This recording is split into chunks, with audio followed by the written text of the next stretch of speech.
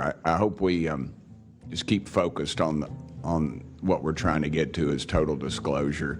We get a little wrapped up in a lot of things, but the government has something, and they need to turn it over to us. We pay their dadgum salary, you pay our salary, and you ought to get more out of us than you do. And that's what disgusts me about this whole thing. I think they're just trying to run the clock out on us, really. They'll poke us a little, and they'll make jokes to us and try to pull us off the target, but I think we know where we're at, and that's why they're firing at us, because we are over the target. My first question is, Mr. Knapp, I recently introduced the UAP Whistleblower Protection Act to help provide whistleblower protection to federal personnel for disclosing the use of federal taxpayer funds to investigate UFOs. I still don't want to say UAPs. How can Congress further increase whistleblower protections? I think you got to unleash the dogs and go track down the money and where it goes, because a lot of this stuff has been moved out of government. Sure. As you know, Rep. Burchet, it's been given to private contractors who stashed it away. They've had it for so long that there's nobody left inside government, or very few, who know where it is. And they do that to keep us from FOIA, correct? Yeah, it's to keep it from FOIA. And I think that the contractors who've had this stuff for a very long time set their own standards about who is allowed to know what. And it's a very small group that ever cracks that. I think Representative Luna has been looking at the use of classifications to hide things.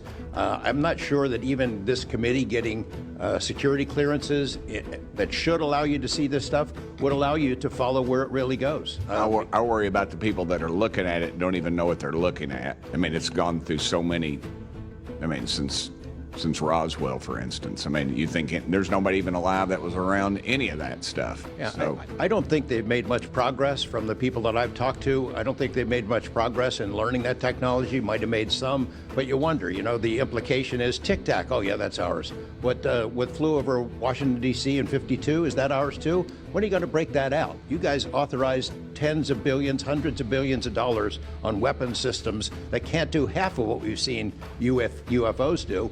So when do they break this out? If it's really a classified project, could change the world.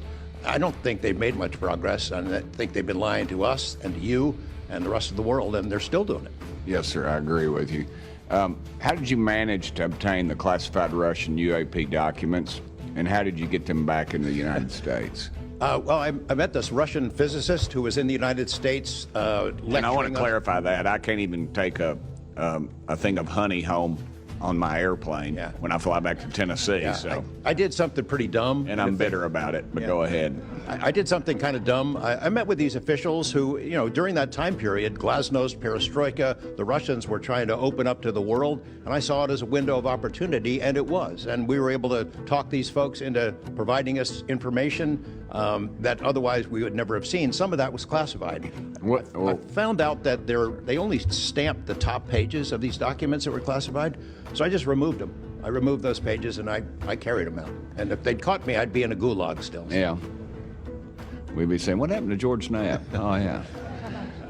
What happened to the Russians that came forward to you in 1993, and were there any repercussions for them? Well, there were. The first thing that happened when I talked about this after getting back and going through the files and things and sifting through it, the Russian physicist who had helped us introduced all these people wrote back and said there was a huge eruption, that there was the real right, far autocratic forces that wanted a return of the USSR had really go after these guys. They described them as traitors. Nikolai Kapranov, the physicist friend of mine, said, look, if this had happened 5 years earlier, we would be in prison. If it had happened 10 years earlier, we would have been shot. Right. Luckily, at that point, Putin was not in power, but none of those people that we talked to on that trip in 1993 would ever talk to me again. I went back in 1996, and it was like I had the plague. I spoke to different people, but they were scared. And eventually, the story was spun where the Ministry of Defense officials who gave us this information were described as ufologists who said there was nothing really significant to these files. They didn't really find anything a big deal. And I can tell you, you'll see those files that I shared with you, they did find stuff. There was an incident in October of 1982 over at ICBM base where UFOs popped up, was observed over this base where the missiles are pointed at us, United States. These UFOs perform incredible maneuvers. They split apart, they fuse back together, they'd appear and disappear. And right at the end of this 4-hour period, the launch control codes for the ICBMs lit up. Something entered the correct codes. The missiles were fired up and ready to launch, and they could not shut it down. The Russian officers were panicking.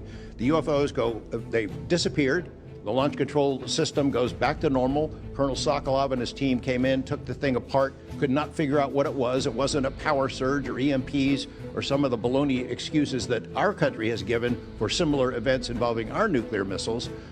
They thought it was a message from wherever the UFOs were from. And that's a chilling thing. I mean, we were a couple of seconds away from World War III starting, and the UFOs were responsible for it. All right, I'm out of time, but real quick, who are the contractors that have this material? Corporations. Well, one of them is Lockheed.